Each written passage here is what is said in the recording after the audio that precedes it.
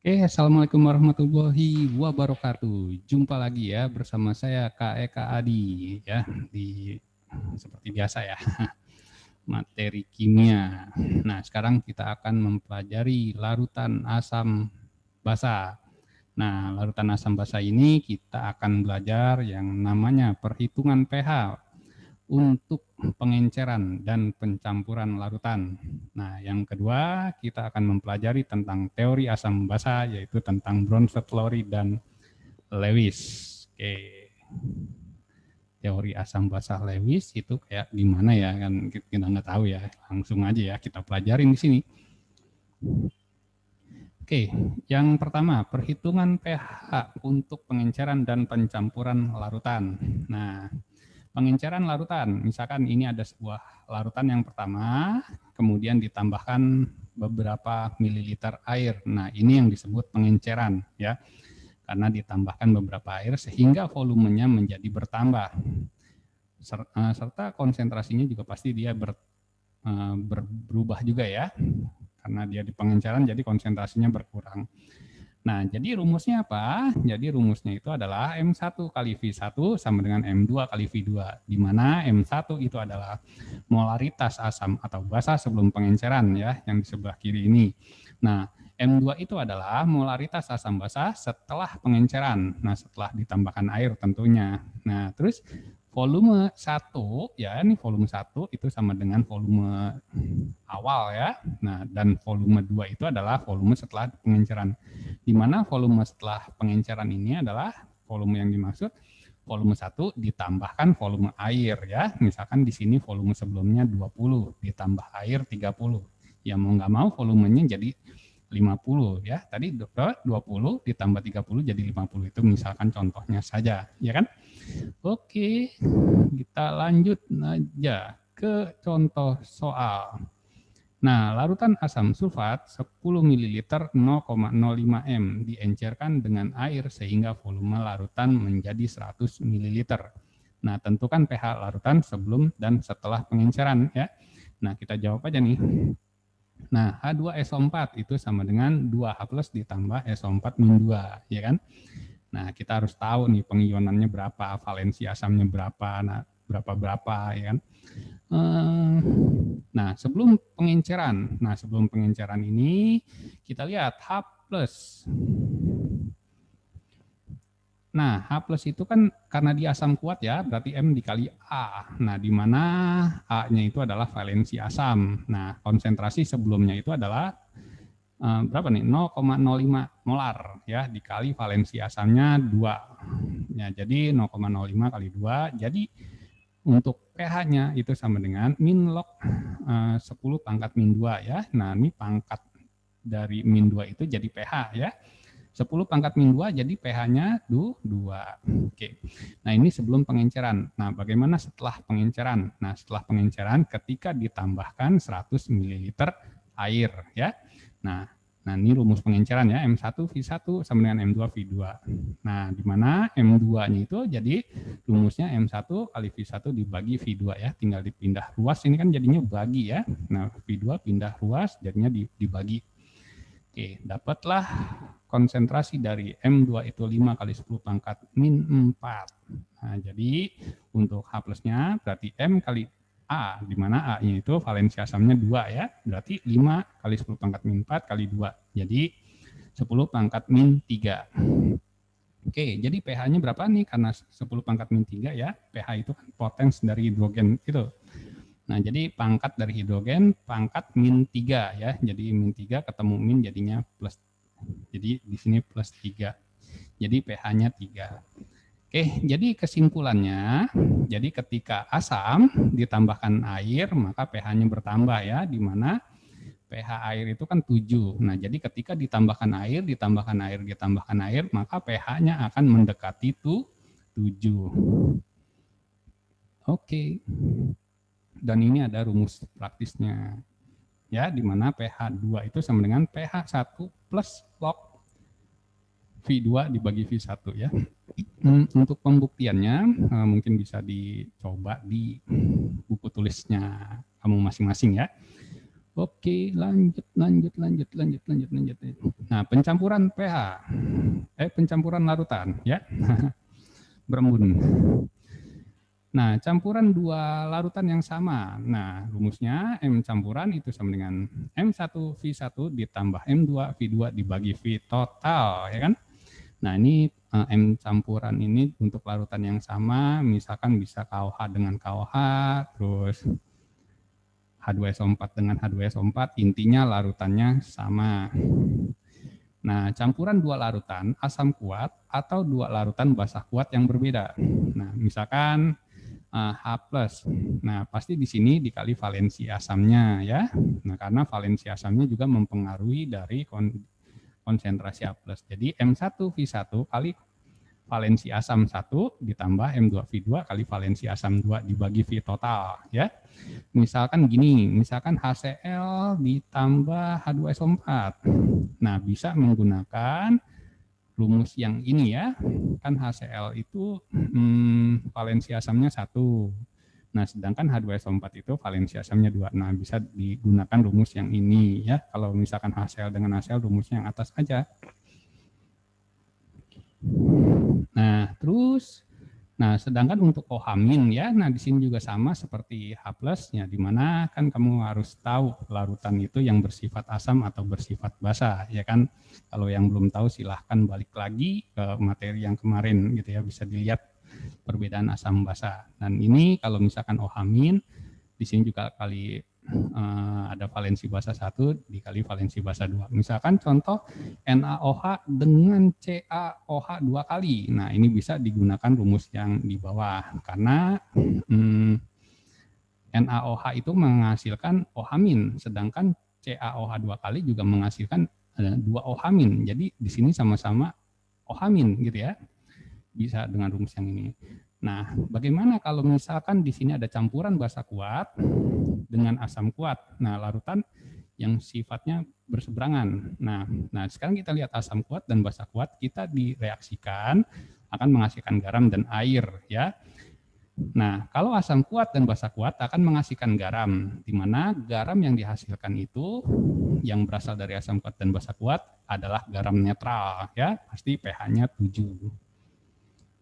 Nah, jika asam yang bersisa, maka H+ itu sama dengan mol sisa asam dikali valensi asam dibagi volume total. Nah, jika yang bersisanya basa, maka mol sisa basa dikali valensi basa dibagi volume total ya. Nah, intinya kita akan mencari H+ dan OH- ya. Nih rumusannya, silahkan dicatat atau dilihat ya. Dilihat-lihat ya. Silahkan dilihat-lihat. Oke, kita lanjut. Nah, contoh soal nih. Nah, sebanyak 150 ml larutan H2SO4 0,01 molar dicampurkan dengan 100 ml larutan HCl 0,02 molar. Ya, tentukan pH campuran yang terbentuk. Oke, kita lihat, kita analisis dan kita ambil kesimpulan bahwa H2SO4 itu asam, HCl itu bersifat asam juga. Nah, maka rumus yang digunakannya adalah yang ini, ya kan? Jadi kita mencari H+. Nah, di mana M1V1 kali valensi asamnya 1. Nah, di sini kita lihat ya, yang satu ini adalah H2SO4. Jadi 0,01, nah ya konsentrasinya dikali 150 ya volumenya, dikali 2 ya karena tadi dia bervalensi 2, menghasilkan 2H+. Nah, di sini M2 yaitu HCl ya. 0,02 ini di sini ya konsentrasinya dikali 100 karena volumenya 100 dikali valensinya 1. HCl itu kan menghasilkan 1H+. Nah, dibagi volume total dan didapatlah H+-nya sebesar 2 kali 10 pangkat min 2. Jadi pH-nya itu sama dengan min log H+. Jadi min log 2 kali 10 pangkat 2 ya. Pangkat ini jadi 2 ya, 10 pangkat min 2, jadi pH-nya 2 ya, min log 2. Oke.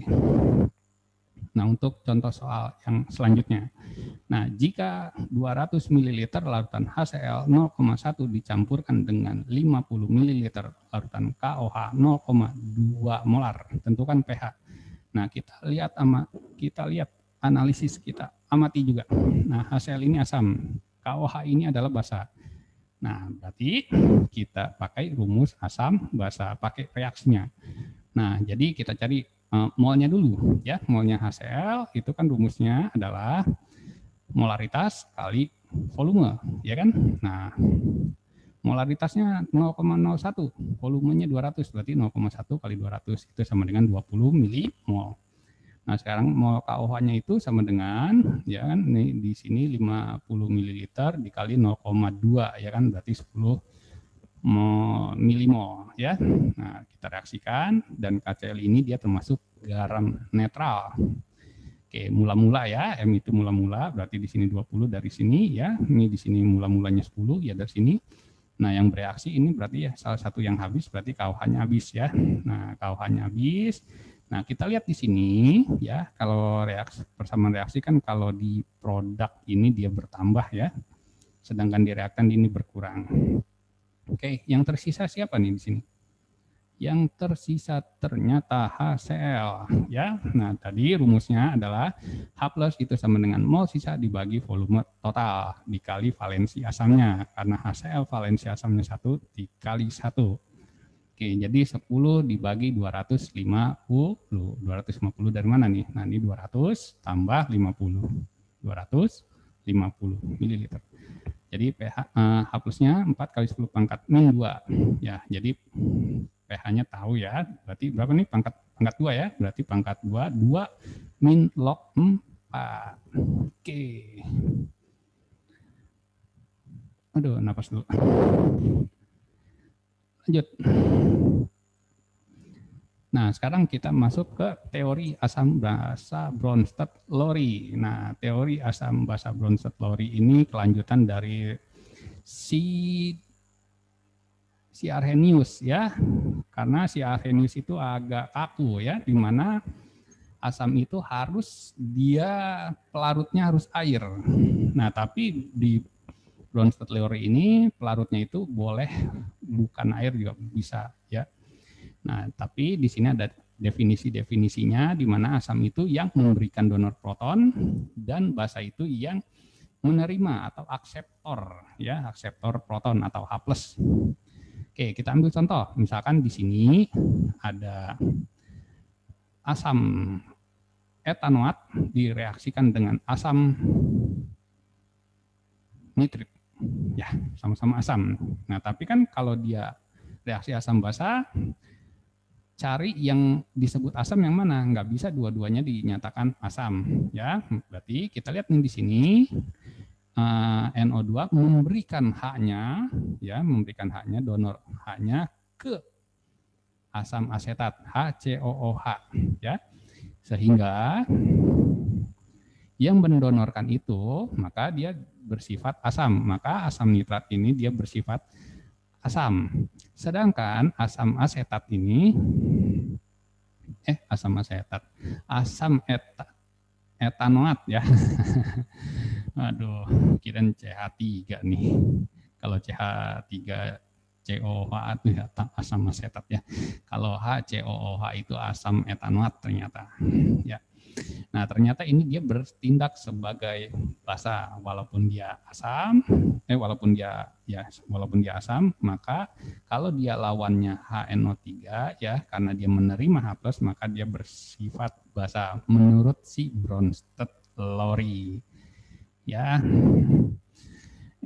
Oke. Jadi gini. Nah, pengertian asam basa konjugasi. Nah, tadi kan sudah bisa membedakan mana asam atau basa menurut Arrhenius, menurut Bronsted-Lowry ya. Nah, sekarang kalau kamu sudah tahu ya definisi asam atau basa, maka kamu akan bisa mempelajari materi selanjutnya, yaitu tentang pasangan asam basa konjugasi. Nah, asam itu ketika dia melepaskan H+, maka sifatnya menjadi basa konjugasi. Ketika basa mendapatkan H+, maka zat tersebut disebut juga asam konjugasi. Oke, contohnya gini nih. Nah, misalkan HF nih. HF ini kan asam ya.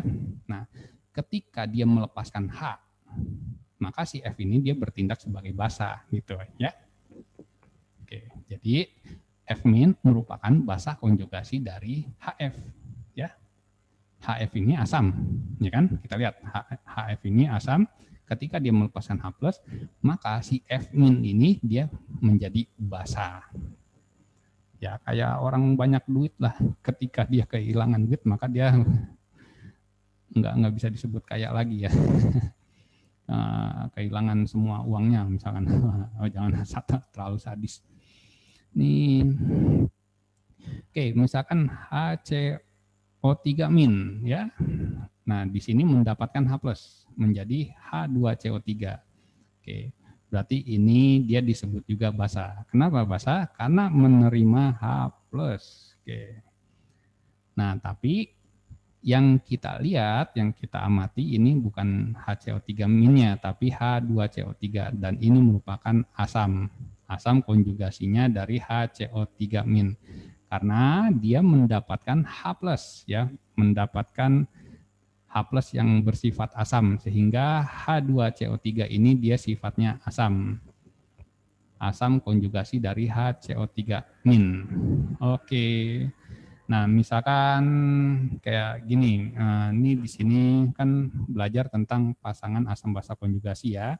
Nah, sekarang kita lihat di sini. Nah, kita lihat di sini. Nah, ini kan bertambah ya asamnya, ya kan? Ini kan ada loncatan H yang tadinya H-nya 1 menjadi H-nya 2, dia mendapatkan H+.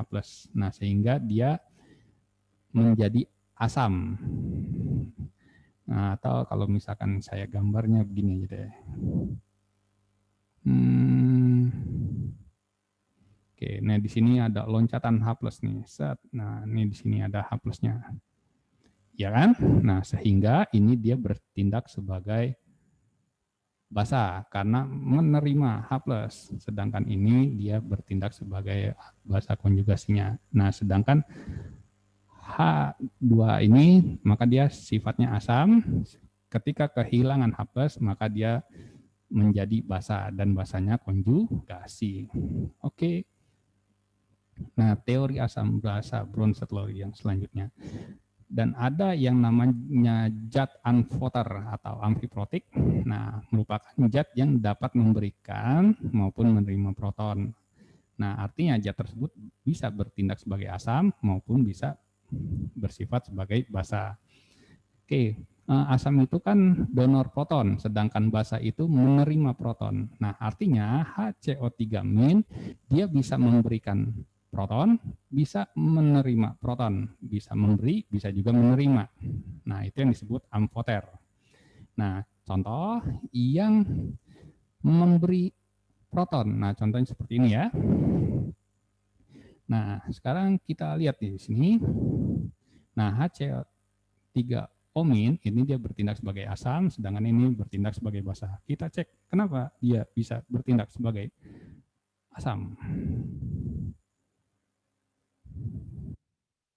Nah, ternyata di sini dia memberikan H+-nya. Ya, kan dia memberikan H+-nya sehingga dia menjadi asam. Dan sedangkan di sini dia menerima. Nah, bisa menerima H+, sehingga ini dia sifatnya menjadi basa. Dan di sini menjadi asam konjugasi. Oke, oke. Nah, teori asam basa Lewis. Nah, lanjutannya dari Bronsted-Lowry ya. Nah, Lewis itu adalah zat yang dapat menerima pasangan elektron bebas ya. Nah, sedangkan basa itu adalah zat yang memberikan donor ya, pasangan elektron. Nah, kebalik ya. Nah, tadi kan asam itu dia menerima ya, asam ini menerima pasangan elektron bebas. Nah, kita ambil contoh misalkan di sini. NH3. Nah, kita harus gambar dulu struktur Lewisnya. Nah, kita reaksikan dengan H+. Nah, ini yang kita amati ya, ini adalah pasangan elektron sehingga dia menghasilkan NH4+. Maka karena ini ya di sini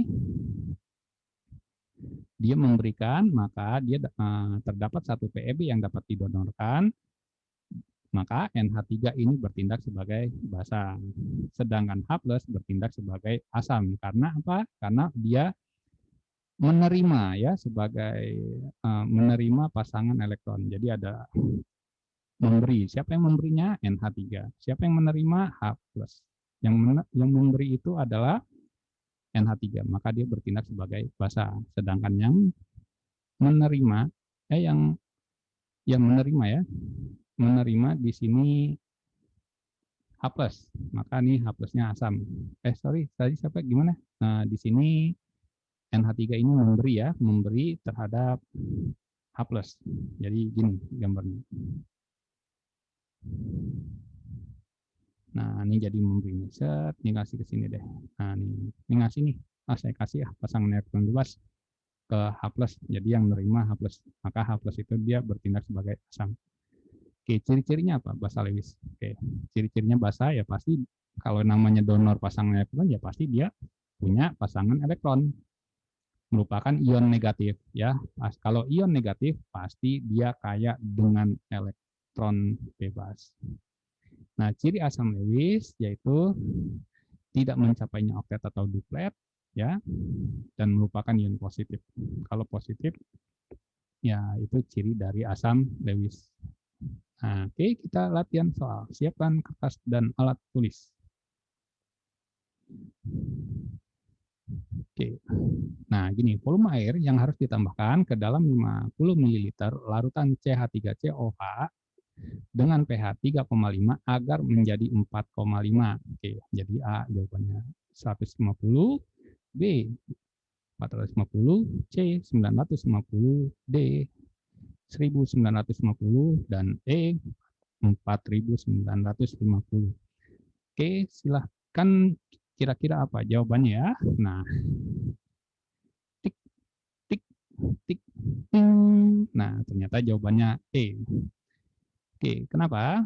Nah, sekarang CH3COH itu merupakan asam lemah. Nah, pH-nya 3,5, jadi rumusannya ya tahu ya. Rumus praktisnya tadi sudah ditulis ya untuk asam lemah yaitu pH 2 itu sama dengan pH 1 ditambah setengah log volume 2 dibagi volume 1 dan ini rumus praktisnya ya daripada kita cari pengencerannya ya ribet gitu ya. Ada rumus praktisnya. Nah, kita masukin aja ya 4,5 itu pH setelah dan 3,5 itu pH sebelum.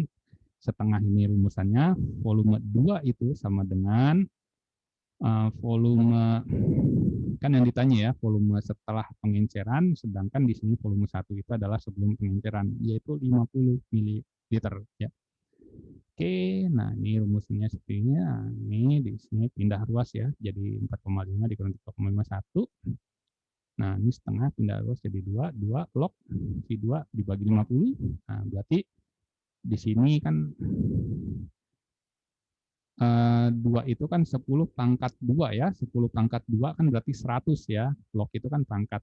Nah, ini di sini 10 pangkat 2 jadi 100. Ini kenapa bisa 100? Karena di sini 10 pangkat 2. Nah, jadi lognya di sini hilang. Ya. Nah, jadi volume 2 itu sama dengan 50 kali 100. Jadi jawabannya 5.000. Oke, kan di mana volume total ini adalah volume sebelumnya ditambah volume air ya. Sedangkan di sini yang ditanya adalah volume airnya ya. Jadi jangan langsung masukin 5.000 aja. Karena ingat di sini volume 2 itu adalah volume total, volume sebelumnya ditambah air. Oke, jadi volume sebelumnya itu berapa tadi? 50 ya. Jadi 5.000 dikurang 50, jadi jawabannya 4.950 ml. Oke, jadi paham ya? Oke, sekarang kita lanjut lagi. Siapkan coret-coret. Nah, jika ke dalam 200 ml larutan KOH 0,04 dicampurkan dengan 200 ml CaOH 2 kali 0,04 molar, campuran yang terbentuk akan memiliki pH sebesar. Nah, sebesar berapa? Oke, saya kasih waktu. Tik, tik, tik, kling. Oke, jadi jawabannya apa? Jadi jawabannya adalah A. Ya, jadi jawabannya A. Kenapa bisa A? Oke, kita lihat di sini. KOH, CaOH 2 kali. Ya, sama-sama basah. Nah, berarti rumusnya apa? Nah, jadi rumusnya kita mencari OH-minnya. Nah, di mana M1 kali V1 kali valensi basa 1 ditambah M2 kali V2 kali valensi basa 2 dibagi volume total. Ya. Nah, ini di sini 0,04 dari mana? Ya, 0,04 ini kali 200 dikali 1. Ya, kita lihat KOH valensi basanya 1. Ya, maka dikali 1. Sedangkan yang ini, yang M2, 0,04 kan konsentrasinya 0,04 ya kan, kali 200 kali 2. Nah, 2 ini karena valensi basahnya itu sama dengan 2. Nah, dibagi volume total. Oke, berarti 8 ditambah 16 dibagi 400, ya, jadi 6 kali 10 pangkat min 2. Jadi, bahwa itu sama dengan min log 6 kali 10 pangkat min 2, ya, ini pangkat 2-nya ini jadi 2 ya. Kalau 10 pangkat min 3 jadi 3 ya, karena di sini pangkat min 2 jadi 2. Min log 6 ya. Jadi 2 min log 6. Sedangkan untuk pH itu 14 dikurang pOH. Jadi pOH-nya itu 2 min log 6, 14 dikurang 2 berarti 12, min ketemu min jadinya plus. Oke, jadi jawabannya 12 plus log 6. Jawabannya A ya. Oke, nah sebanyak 200 mg NaOH, MR-nya 40 dilarutkan dalam 100 ml larutan H2SO4 0,01 molar. Jika volume campuran dianggap tidak berubah, maka pH campuran terbentuk adalah. Oke, kita lihat, kita rasakan, kita amati. Ternyata NaOH itu basa, sedangkan H2SO4 itu asam. Oke, jadi jawabannya C ya. Di sini dulu kita amati. Oke, kenapa bisa C? Jawabannya kita lihat NaOH-nya itu 5 milimol ya, massa dibagi MR ya, 200 dibagi 40. Nah, N dari H2SO4 itu M kali V 0,01 kali 100 sama dengan 1 milimol. Nah, kita lihat reaksinya seperti ini. Ya, mula-mulanya di sini 5 ya, NaOH-nya 5, H2SO4-nya 1. Oke, yang bereaksi maka yang habis H2SO4-nya. Maka di sini 1, di sini 2. Kenapa di sini 1, di sini 2? Karena perbandingan dari H2SO4-nya sama NaOH-nya 1 banding 2. Oke, tinggal kurangin aja ya. Nah, ternyata yang bersisa yaitu NaOH. Maka kita cari OH-nya adalah N sisanya basa dibagi volumenya. Nah, berarti 3 dibagi 100 ya, sama dengan 3 kali 10 pangkat min 2. Jadi pH-nya itu 3 kali 10 pangkat min 2. Pasti pH-nya itu berapa nih, pangkat berapa? Pangkat min 2 ya. Jadi 2 min log 3. Caranya gitu, cara gampangnya. Nah, untuk pH-nya itu sama dengan 14 min pOH. Jadi 14 dikurang 2 min log 3. 14 kurang 2 ya 12 ya. 12 plus log 3 ya, karena di sini min ketemu min jadinya positif. Jadi jawabannya adalah yang C. Oke. Nah, diketahui reaksi sebagai berikut. Nah, ini di sini. Nah, ini yang Bronsted Lor ini. Nah, mana spesies yang bersifat asam? Nah, ternyata yang bersifat asam itu adalah yang D. Kenapa yang D? Nah, kita buat reaksinya seperti ini.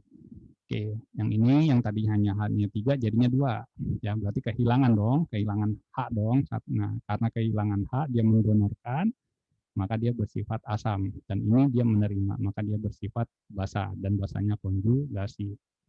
Dan ini kan tadinya H-nya 2 menjadi 3, mendapatkan H+, maka dia bertindak sebagai basa, dan ini dia bertindak sebagai asam.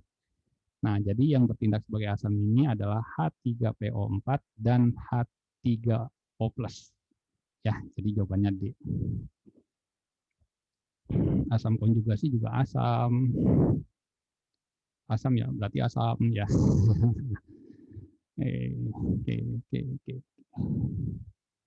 Oke. Nah, di sini terakhir nih. Oke, CH3CO-. Nah, ini di sini yang bertindak sebagai asam dan basa Bronsted Lowry. Kita lihat sini Menurut Bronsted-Lowry, yaitu asam yang memberi donor proton, basa itu yang menerima.